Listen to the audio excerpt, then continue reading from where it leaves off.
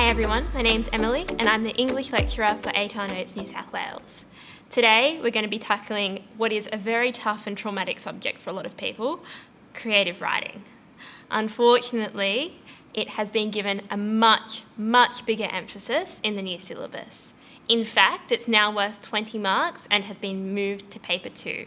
I understand this is going to be very daunting for a lot of people, so we're going to go through some common mistakes made in creative writing to make sure that you don't make the same ones.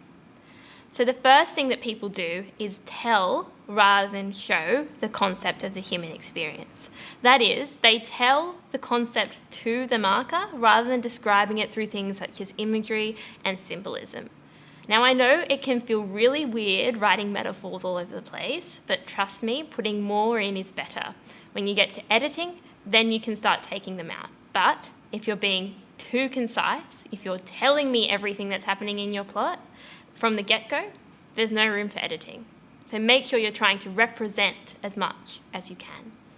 So the second thing to do is to make sure that you're writing a character-based narrative rather than a plot-based narrative. Remember, you only have 1,000 words. You can't write Lord of the Rings in that amount of space. You need to revolve around the development of a character, or a character in motion, as one of my lecturers used to say.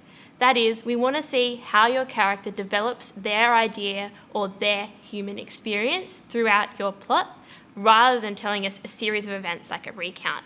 That doesn't usually get great marks.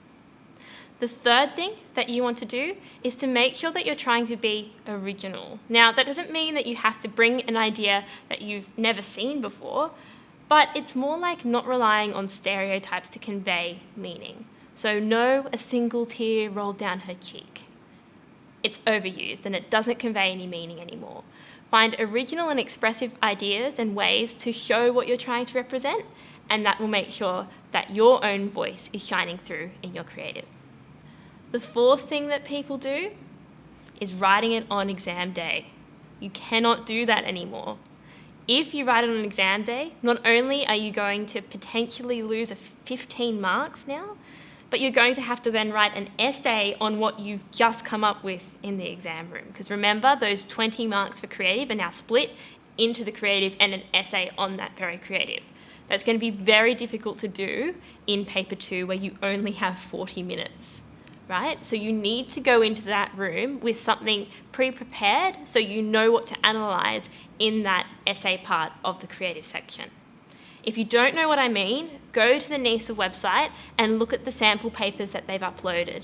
Familiarise yourself with what they're expecting of the creative and what you need to prepare outside of the room to then succeed in the room. So, those are a few tips on how to avoid making mistakes in creative writing. I hope I've helped, and good luck in your storytelling.